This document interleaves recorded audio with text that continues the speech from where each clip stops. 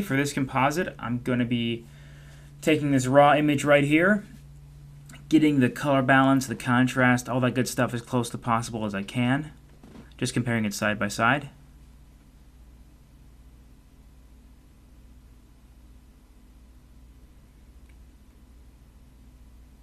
Okay, looks pretty good. I'll open the image up, and the very first thing I always do is I get the lasso tool and I just cut around the person, a really rough selection, because we don't need everything.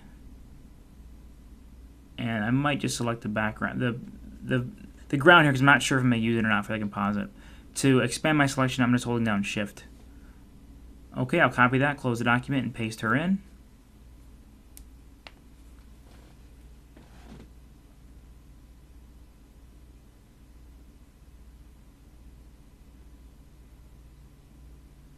And usually the first thing I do after I get someone placed is I get the quick select tool and I just do a quick selection around the person. Now there's hair here, and that's what we're going to get into, but obviously you're not going to be able to select hair when you have a complicated background like trees. So I'm just going to make it as good as I can. I'm just holding down the Alt button to expand the selection.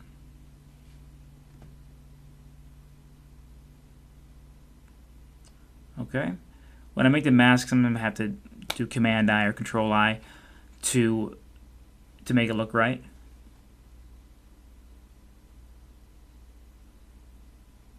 Okay, now I'm just going to hide more of the background from the hair, just so I can get a good idea and evaluate how the lighting is hitting her.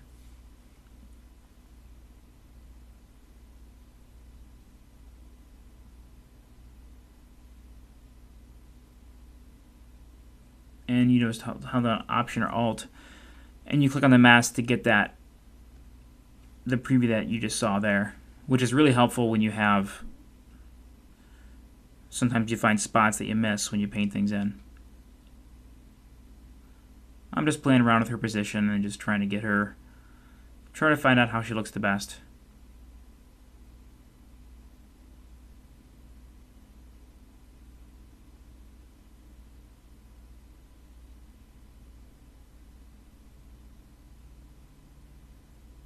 Okay, just getting a soft edge here, and I'm just going to try to fix part of this arm that was getting hidden.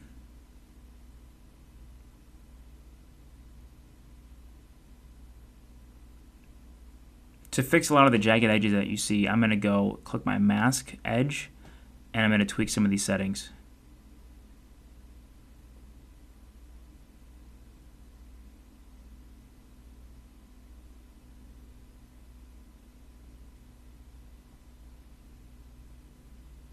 Now when it comes to composites where you have depth of field, that's where the feathered brush really comes in handy, and that's also where you're never going to be able to do it with the magic wand. Nothing's ever going to get it right.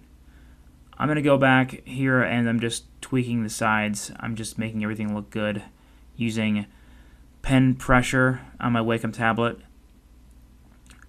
to make the best edge possible. Get rid of some of the jagged edges. Okay. And then of course I showed all of her hair because I want to paint that in next.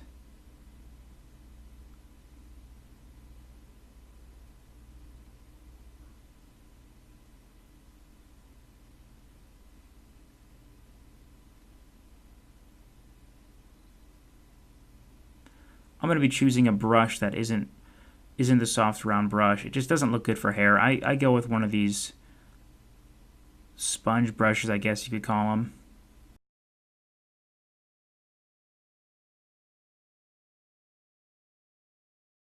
Here I'm just trying to figure out the best way to apply the brush, and I'm going to go with the opacity being triggered by my Wacom tablet, because that way I get more colors in the spectrum.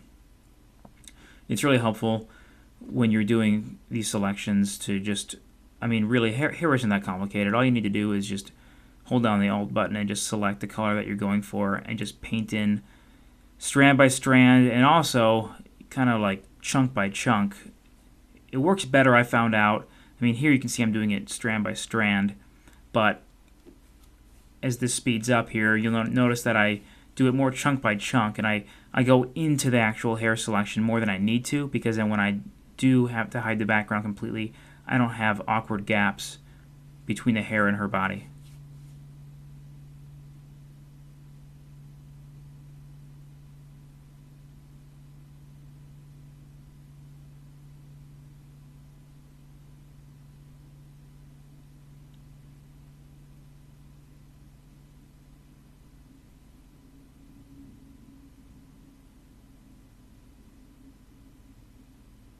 Still working things out. I haven't really gotten my rhythm yet.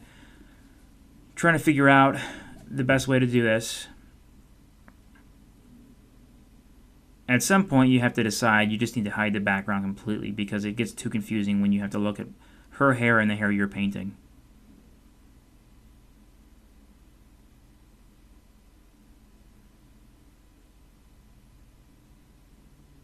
So sometimes it's better just to keep it hidden like it was when I made the first selection, and then just hide that layer mask.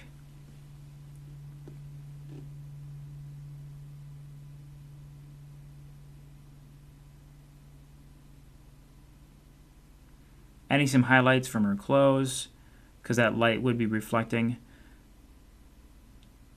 Just painting a lot of strands, just looking back and forth at the model here, just going over everything that I can to give me a good base.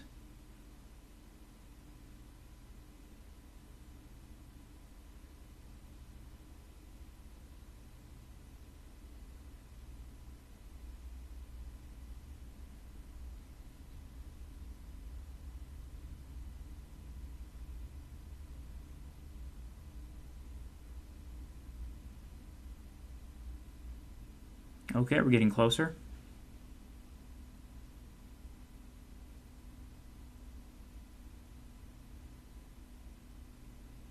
Be sure to save often. I've lost these things and I've freaked out.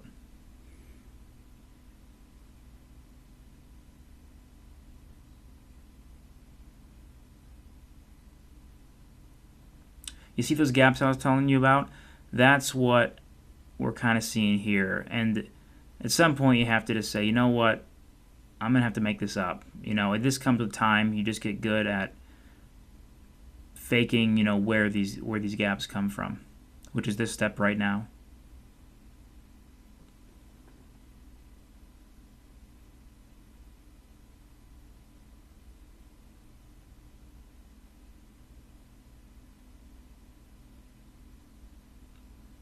Sometimes, like you see her chin, it looks like she has a beard going on. Sometimes I find it just best to actually paint too much hair and go over the skin, because I'd rather have a gap that I can get rid of through the layer mask, which we'll do at the end here, as you'll see, better than having a gap where I have to go and paint it in later. Here I'm taking the hair and I'm adding a 1% noise, which just creates some realism and makes them not look like they've been painted in Photoshop. And I'll fade it a little bit from the Edit Fade module, because even 1% with this particular image is just too much.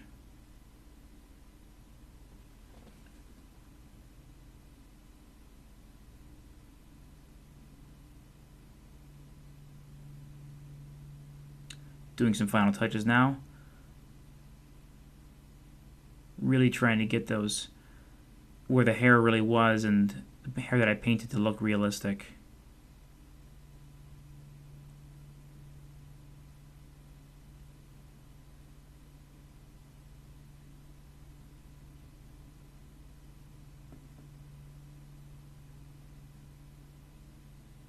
Okay, now all I did is I just merged all the layers, her and the hair, and then I jumped that layer above, so I have her all in one. That way I can apply things like curves and color balances all to just her.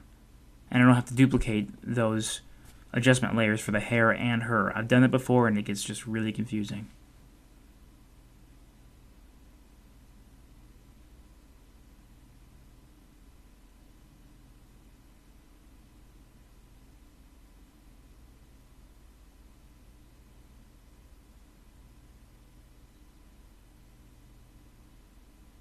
Just tweaking it, making it look good.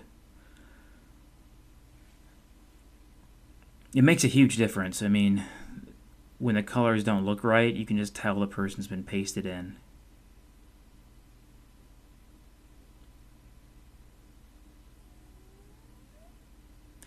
Sometimes I like to do just a solid color layer and do a soft light or multiply sometimes.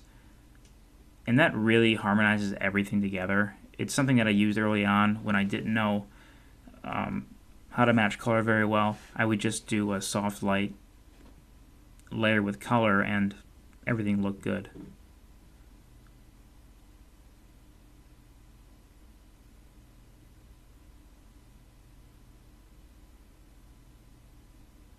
Okay, now I'm just selecting her. I think she was a little too small. I want to get more focus on her, so I'm going to make her a little bit bigger.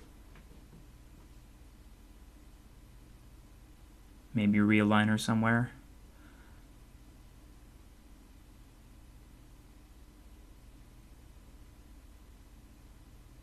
Some spots that I missed.